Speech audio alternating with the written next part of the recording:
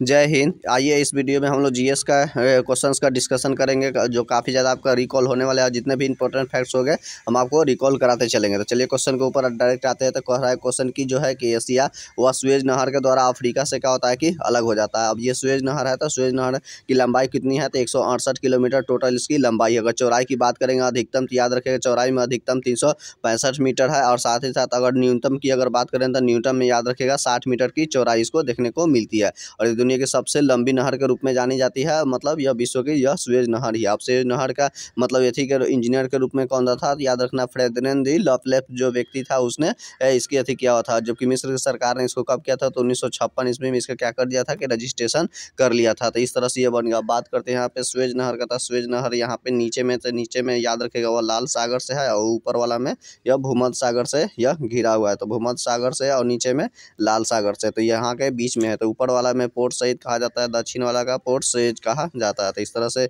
उत्तर वाला जो हो गया पोर्ट सईद हो गया, नीचे वाला पोर्ट सईद हो गया। सुएज नहर का यह उत्तरी और दक्षिणी छोर पर स्थित है और यह विश्व का सबसे लंबी नहर के रूप में जानी जाती है। और ये इधर के साइड में आपका एशिया हो गया और इधर के तरफ में आपका अफ्रीका हो गया। यही दोनों को क्या करता है ये सुएज नहर अलग कर देता है। इस तरह से आपको याद रखना होगा। जबकि यहाँ पे एशिया के इसको मतलब महाद्वीपों का महाद्वीप कहा जाता है और इसको सूर्य का उगता हुआ महाद्वीप भी कहा जाता है। काला महाद्वीप, जबकि काला महाद्वीप से यह अफ्रीका को जाना जाता है। पिछड़ा हुआ महाद्वीप अफ्रीका ही है, साथ ही साथ भविष्य का महाद्वीप भी अफ्रीका को ही कहा जाता है। पठारों का महाद्वीप भी अफ्रीका को ही कहा जाता है।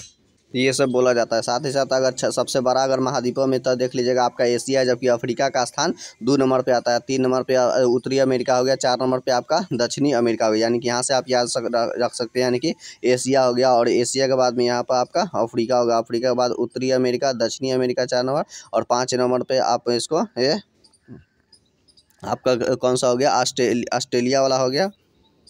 सॉरी 5 नंबर पे ऑस्ट्रेलिया नहीं होगा बल्कि 5 नंबर पे आपका अंटार्कटिका होगा। 6 नंबर पे आपका यूरोप हो गया और 7 नंबर पे ऑस्ट्रेलिया होगा। यानी कि कहीं ना कहीं सबसे छोटा महाद्वीप में आपका देखिएगा तो ऑस्ट्रेलिया हो जाता है। सबसे बड़ा महाद्वीप में आपका एशिया हो जाता है। तो इस तरह से यहाँ से क्वेश्चन से जो भी रिकॉल्स बने हमने आपको कराया रिकॉल। चलिए नेक्स्ट क्वेश्चन की ओर बढ़ते हैं। तो प्रधान मध्यमान जो रेखा है जो कि इंग्लैंड से होकर गुजरती है, यानी कि प्रधान मध्यमान रेखा उसको कहते हैं जिसको मतलब ये मतलब अंतर्राष्ट्रीय संघ के द्वारा उसको मान लिया गया था। क्योंकि ये वाला जो ऊपर से जो नीचे की ओर जो रेखा खींचा गया था यहाँ से, क्योंकि ये प्रधान मध्यमान रेखा जिसको देशांतर रेखा भी कहा जाता है। तो यही पहला जो रेखा था जिसको 0 डिग्री मानकर गिना गया था, जो ग्रीनविच इंग्लैंड से होकर गुजरती है। तो ग्रीनविच इंग्लैंड से होकर गुजरती है तो यही से आपको इंग्लैंड से होकर गुजरती है। तो ये चीज़ आपको याद रखना होगा। और ये प्रधान मध्यमान रेखा 0 था, उसके बाद में इसके पूरब की तरफ में 180 खींचा गया और पश्चिम की तरफ में 180। तो जो पूरब की ओर बढ़ने पर मतलब क्या होती है समय को मतलब बढ़ जाता है, जबकि और पश्चिम की ओर जाने पर क्या होता है कि समय आपको घटते जाता है। तो उस तरह से आपको याद रखना होगा यहाँ से। अब बात यहाँ पे है चूँकि मतलब ये इंग्लैंड का वाला में, तो हालांकि इंग्लैंड यह कब निर्धारित किया गया था याद रखना होगा 1884 ईस्वी में इसको लेकर यह निर्धारित किया गया था। अंतर्राष्ट्रीय तिथि रेखा वगैरह का भी बारे में उसी समय यह निर्धारित किया गया था। चलिए नेक्स्ट क्वेश्चन की ओर। सुमात्रा देश की जनजाति का नाम क्या है तो आपको सिमांग याद रखना होगा, सुमात्रा की है। जबकि जनजाति अगर भारत में बात करेंगे तो जनजातियों का भी प्रतिशत कितना है तो याद रखना होगा कि आपको 8.6 क्या है जनजातियों का प्रतिशत है। जबकि यानी कि एसटी का प्रतिशत है। जबकि एससी का अगर बात करेंगे तो 16.6% इतना मतलब यह एससी यानी कि अनुसूचित जाति या इतना निवास करती है। इस तरह से आपको याद रखना। जबकि भारत में सबसे अधिक जनजाति वाला अगर राज्य की बात करेंगे तो वह आपका कौन सा हो गया तो मध्य प्रदेश हो गया। सबसे बड़ी जनजाति आपका गोंड हो गया, सॉरी भील जनजाति हो गया। 2 नंबर पे आपका गोंड जनजाति आ जाता है। जबकि वही जनजातियों का अगर प्रतिशत की अगर बात करेगा तो प्रतिशत में याद रखेगा कि आपको वह मिजोरम आ जाता है। उसी तरह से एससी का सबसे अधिक संख्या कहाँ पे आपको देखने को मिलेगा तो यूपी में मिलेगा। अगर प्रतिशत की बात करेगा आपको एससी में प्रतिशत का सबसे ज़्यादा में तो याद रखना होगा कि आपको पंजाब आ जाता है। अब चूंकि यहाँ पे अब आया हुआ है चूंकि जनजाति शब्द, तो याद रखना है जनजातियों के लिए कितना अनुच्छेद में है, भारतीय अनुच्छेद में कितना है तो याद रखना है 338 का बी में इसका वर्णन 338 का क में 338 का क में वो वर्णन मिलता है। जबकि 338 जो है यह एससी आयोग यानी कि एससी आयोग के बारे में कहता है। जबकि एसटी आयोग हो गया आपका 338 का क में हो गया। जबकि ख में याद रखिएगा ख में अल्पसंख्यक आयोग का मतलब चर्चा आपको देखने को मिलता है। जबकि कौन सी जाति होगा और कौन सी जनजाति नहीं होगा तो वह 340 341 में आपको देखने को मिलता है। चलिए नेक्स्ट क्वेश्चन की ओर हम लोग बढ़ते हैं। तो अगला क्वेश्चन कह रहा है कि पश्चिमी घाट पर्वत का दूसरा नाम क्या है आपका? सह्याद्री है। तो सह्याद्री है, यानी कि आप यहाँ से देख सकते हैं तो ये वाला जो है पश्चिमी घाट है, तो इसी को ही कह रहा है। तो इसका मतलब ये, और यह पश्चिमी घाट को दो बराबर भागों में बांटा गया है। एक उत्तरी सह्याद्री हो गया और ये नीचे वाला दक्षिणी सह्याद्री हो गया। तो उत्तरी सह्याद्री का सबसे ऊंची चोटी आपका कौन सा है? तो कालसूबाई है, और दूसरी का है महाबलेश्वर आता है। जबकि दक्षिणी सह्याद्री का जो है ऊंची चोटी उसको कुद्रेमुख कहा जाता है। कुद्रेमुख जो कि आपको कर्नाटक वाला क्षेत्र में पड़ता है। तो इस तरह से आप याद रख सकते हैं कि यह पश्चिमी जो घाट है, इसको दूसरे नाम ही इसका सह्याद्री के ही नाम से जाना जाता है। जबकि यह पश्चिमी घाट अगर जैविक हॉट स्पॉट के दृष्टि से साथ साथ पूर्वी हिमालय और मैंग्रोव वगैरह ये सभी जाना जाता है। इस तरह से आपको यहाँ से याद रखना होगा। हालांकि यहाँ पे आपको क्वेश्चन है कि यहाँ पे यह सह्याद्री कहा जाता है, और सह्याद्री में अब याद रखिए एक जगह एक हिमाद्री भी कहीं कहीं मिलेगा, थोड़ा सा कन्फ्यूजन हो जाएगा। तो हिमाद्री याद रखिएगा, वह ग्रेट, वह आपका सर्वोच्च हिमालय का यानी कि ग्रेट हिमालय का ही उपनाम वह दिया गया है। चलिए नेक्स्ट क्वेश्चन को कहते हैं झूलती घाटी का निर्माण किसके द्वारा? हिमानियों द्वारा होता है, यानी कि बर्फ के द्वारा होता है। तो यह झूलती घाटी का निर्माण होता है। साथ साथ यू आकार की घाटी होता है। उसके बाद में नुनाटक का भी निर्माण होता है, फ्यो तटों का भी निर्माण होता है, मोडेन तटों का निर्माण। तो ये सब कहीं ना कहीं ये सब हिम के द्वारा ही मतलब बनता है। ये चीज़ आपको याद रखना होगा। चलिए अगला क्वेश्चन टोपोग्राफी का यह क्वेश्चन है आपका। देश में सर्वप्रथम 1854 ईस्वी में सूती वस्त्रों का मिल की स्थापना किया गया था। और यहाँ पे सूती वस्त्र मतलब कि अगर बात किया गया तो सबसे पुरानी अगर उद्योग धंधा तो वह सूती ही है। क्योंकि अंग्रेजों द्वारा भारतीय व्यक्ति को क्या किया गया था कि उंगलियों वगैरह सब सूती वस्त्रों को लेकर कटवा दिया गया था, जाके भारतीय जो सूती मतलब नहीं बना सके। क्योंकि जो बहुत बनता था ना वो काफ़ी मुलायम तरह ऐसी बनता था, जो कि यूरोप में काफ़ी डिमांड हुआ करता था। इसलिए अंग्रेजों ने उसको ऐसी करके ऐसी कर दिया था 1854 में। साथ ही साथ शिक्षा का डिस्पैच भी मतलब जारी हुआ था लॉर्ड डलहौजी के समय में, याद रखना होगा आपको। साथ 1853 में आप जानते हैं कि यहाँ पे मतलब जब भारत में ट्रेन चलाया गया था लॉर्ड डलहौजी के समय में, मुंबई से थाने के बीच में। चलिए नेक्स्ट क्वेश्चन की ओर हम लोग बढ़ते हैं। जबकि सूती वस्त्र में यहाँ पे बताया था सूती वस्त्रों का मिल अगर सबसे अधिक अगर बात करेंगे तो याद रखिएगा आपको महाराष्ट्र में देखने को मिलेगा। और एक मैनचेस्टर आता है, मैनचेस्टर जिसको कहा जाता है, जो कि मतलब वहाँ पे काफ़ी ज़्यादा कपड़ा वगैरह उद्योग धंधा रहता है। तो जैसे उत्तर भारत का मैनचेस्टर आपका कानपुर हो गया, उत्तर भारत का मैनचेस्टर कानपुर हो गया। दक्षिण भारत का मैनचेस्टर आपका कोयम्बटूर होता है। जबकि भारत का बोस्टन या फिर मैनचेस्टर का मतलब भारत का बोस्टन कहाँ कहा जाता है? तो अहमदाबाद को कहा जाता है। सूती वस्त्रों की राजधानी मुंबई को कहा जाता है। ये चीज़ आपको कहीं ना कहीं क्वेश्चन आपको याद रखना होगा। एशिया महाद्वीप जो है उत्तरी गोलार्ध में स्थित है। ये चीज़ आपको याद रखना होगा कि एशिया महाद्वीप जो कि है उत्तरी गोलार्ध में स्थित है। और उत्तरी गोलार्ध यानी कि ये वाला आपका क्या हो गया, आप जानबे करते हैं ये ग्लोब हो गया, और ये ग्लोब के बीचों बीच में है। तो इसके ऊपर वाला में तो पूरी तरह से यह एशिया लगभग उत्तरी गोलार्ध में ही पड़ता है। जबकि ऑस्ट्रेलिया की अगर बात करें तो ऑस्ट्रेलिया याद रखिएगा आपका दक्षिणी गोलार्ध में पड़ता है। दक्षिणी अमेरिका भी आपका दक्षिणी गोलार्ध में, उत्तरी अमेरिका लगभग उत्तरी गोलार्ध में ही पड़ता है। इस तरह से यूरोप भी पूरी तरह से उत्तरी गोलार्ध में ही स्थित है। जबकि मतलब और इसके अलावा जो अफ्रीका महाद्वीप है, तो यह अफ्रीका महाद्वीप मतलब यह आपका उत्तरी और दक्षिणी गोलार्ध के बीचों बीच में ही पड़ता है। इस सबको याद रखना होगा। क्योंकि अफ्रीका महाद्वीप से क्या होता है कि आपका कर्क रेखा हो गया, उसके बाद विषुवतीय रेखा यानी भूमध्य रेखा इसको कहा जाता है, और मकर रेखा, ये तीनों रेखाओं पर मतलब यह स्थित है। कौन सा? तो अफ्रीका महाद्वीप। ये चीज़ आपको याद रखना होगा। चलिए नेक्स्ट क्वेश्चन की ओर हम लोग बढ़ते हैं। डच जो है कि हॉलैंड के निवासी थे। तो याद रखना है कि डच जो थे वह हॉलैंड के ही निवासी थे, यानी कि अभी वर्तमान में हॉलैंड का क्या नाम है, उसको नीदरलैंड नाम रखा गया है। याद रखना होगा आपको। भारत की राष्ट्रीय फिल्म अभिलेखागार कहाँ पर पड़ता है? तो पुणे यानी कि महाराष्ट्र में स्थित है। भारतीय मसालों का काली मिर्च का सबसे अधिक विदेशी मुद्रा वर्जित करता है। तो ये चीज़ आपको याद रखना होगा। काली मिर्च का सबसे अधिक विदेशी, जबकि लाल मिर्च का सबसे अधिक आंध्र प्रदेश में आपका होता है। उसी तरह से अगर बात करें बात किया जाएगा और एथी का जो जैसे कि जबकि मसाला सबसे अधिक मसाला वाला राज्य की अगर बात करेगा तो आपका केरल याद रखना होगा कि केरल होता है। लेकिन अभी वर्तमान में आपको मसाला के सबसे अधिक उत्पादन में आपका एमपी यानी कि यह 1 नंबर पे स्थान आ गया है। जबकि यहाँ पे काली मिर्च के कहा गया है। जबकि अगर आप लाल मिर्च की अगर बात करेंगे तो याद रखिएगा जो लाल जो मिर्च होता है उसका लाल रंग किसके कारण होता है? तो लाल जो रंग होता है वो कैप्सेथिन के कारण होता है। जबकि उसकी चरपराहट जो होती है कैप्सेसिन के कारण होता है। याद रखना है चरपराहट तो आपको कैप्सेसिन के कारण हो गया, जबकि कैप्सेथिन के कारण मतलब आपको वो आपका लाल रंग होता है मिर्च का। चलिए नेक्स्ट क्वेश्चन की ओर हम लोग बढ़ते हैं। तो अगला क्वेश्चन कह रहा है कि जलपाईगुड़ी कहाँ पे स्थित है, तो आपका पश्चिम बंगाल में ही स्थित है। और यह असम के गुवाहाटी से लेकर न्यू जलपाईगुड़ी के बीच में अभी उत्तर भारत नॉर्थ ईस्ट का मतलब पहला वंदे भारत यह चलाया गया है। उसी तरह से दक्षिण भारत का अगर आपको बात करेगा मतलब कहाँ से चलाया गया है, तो यहाँ पे आपका मतलब वो थी कर्नाटक थी पुदुचेरी इसे लेकर यहाँ पर आपका कर्नाटक के थी बंगलुरु तक ले चलाया गया। उसी तरह से मतलब ये वंदे भारत है, भारत का सबसे स्पीड ट्रेन के रूप में इसका ट्रेन 18 के भी नाम से जाना जाता था।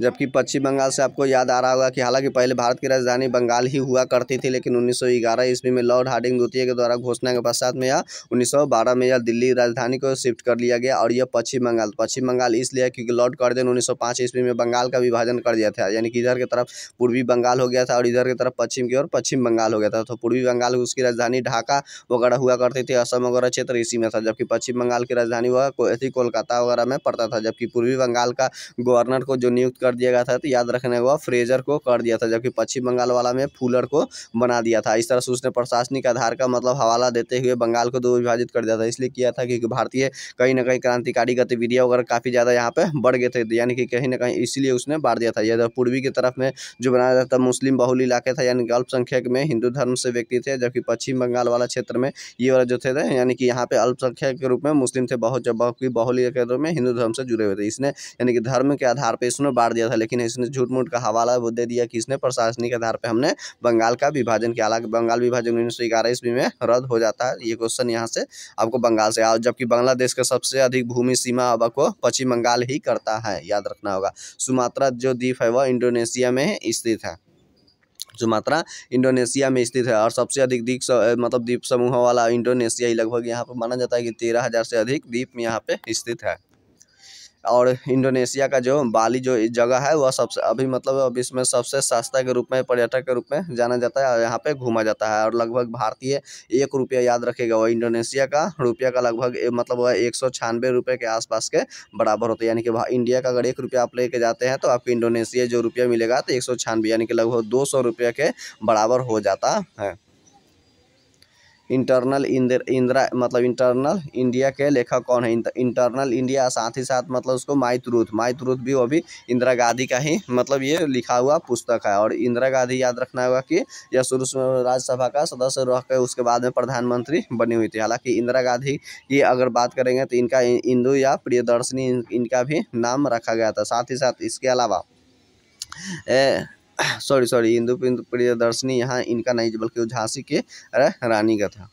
और चूंकि इंदिरा गांधी आंतरिक अशांति के आधार पर 1975 ईस्वी में क्या हुआ था, राष्ट्रीय इमरजेंसी लगा दी हुई थी। तो यह मतलब यह लगाई, हालांकि 44वां संविधान संशोधन 1978 के तहत यह मतलब असंवैधानिक इसको कर दिया गया और बोला गया आंतरिक अशांति का नहीं बल्कि अब सशस्त्र विद्रोह का हथियार वगैरह थी पर तभी जाके यह मतलब अब एथी लगेगा। तो ये इस तरह से एथी कर दिया गया था। हालांकि इंदिरा गांधी के ऐसा मतलब मृत्यु 1984 में हो गया था और इनके समाधि स्थल को शक्ति स्थल के रूप में जाना जाता है। क्वेश्चन है कि फिल्म एक दिन 24 घंटे की नायिका कौन है? तो नंदिता दास है।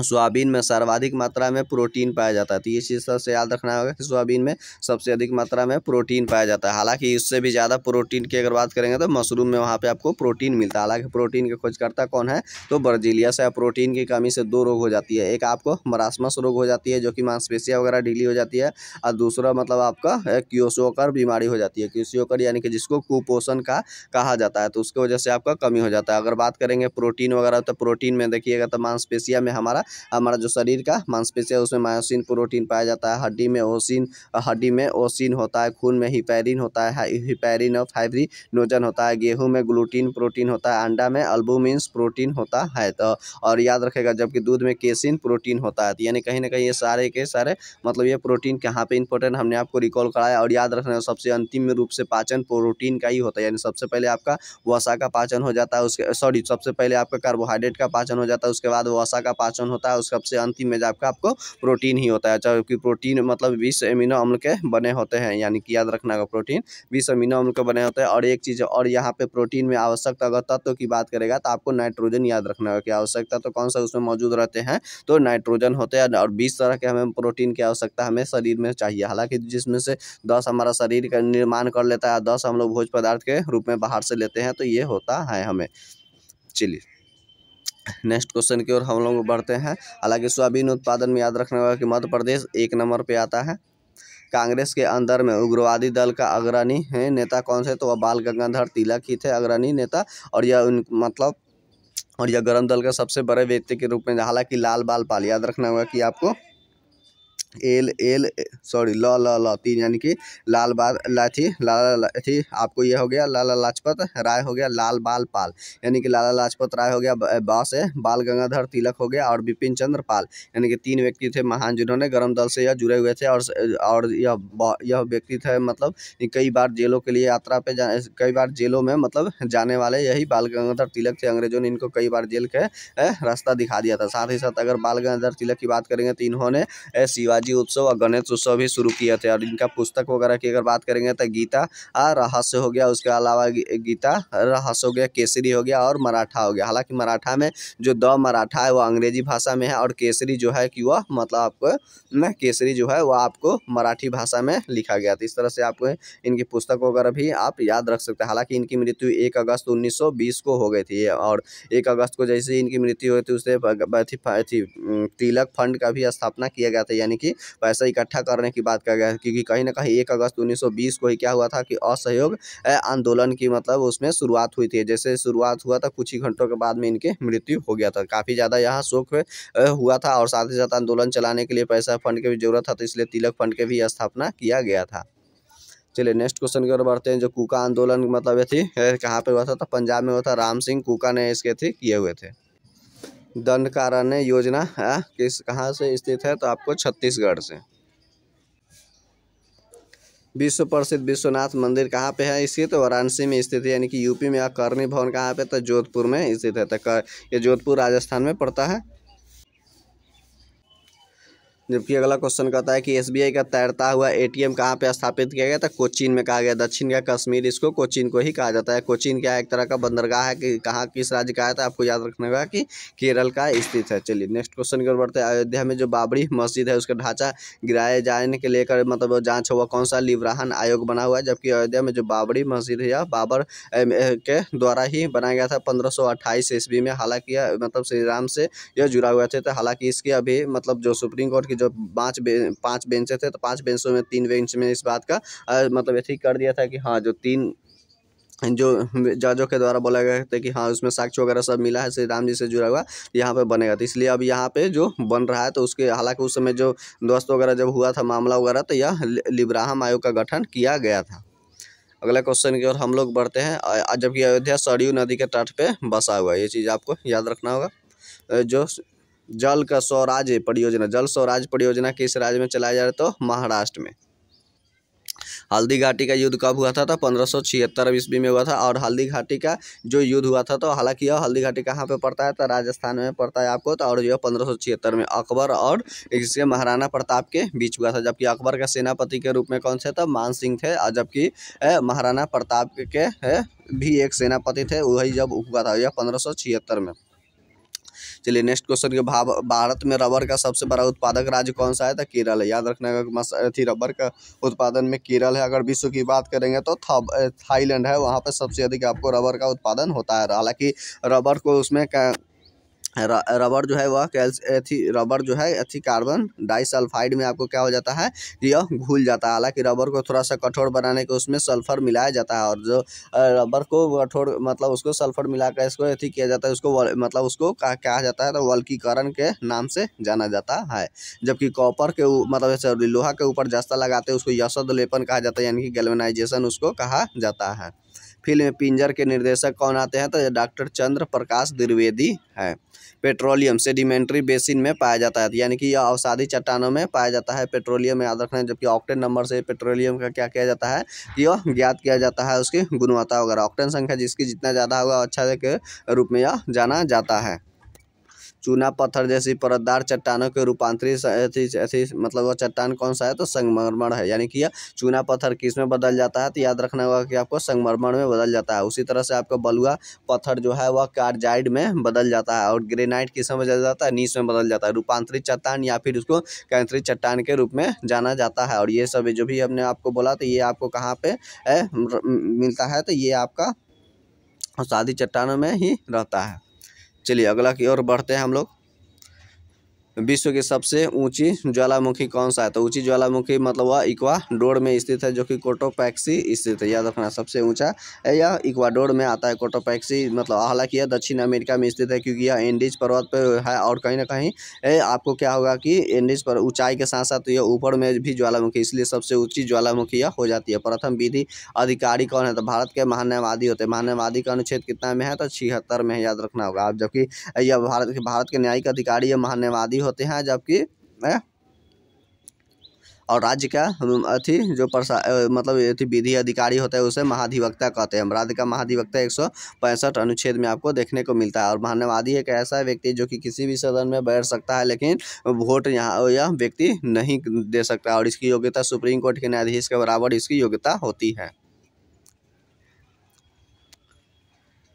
नेक्स्ट क्वेश्चन की ओर। बेंजामिन डिज़रायली ने 1877 ईस्वी में महारानी विक्टोरिया को भारत की क्या हुई थी कि सामग्री घोषित की हुई थी। ये चीज़ आपको याद रखना होगा। 7 वर्षों के बाद लगातार बाहर रहने पर क्या हो जाती है? आपको नागरिकता समाप्त हो जाती है। और नागरिकता का अगर बात करेंगे तो भाग कितना में है? तो भाग 2 में है। और अनुच्छेद कितना से है? 5 से लेकर आपको 11 तक भारत की नागरिकता के बारे में मिलेगा।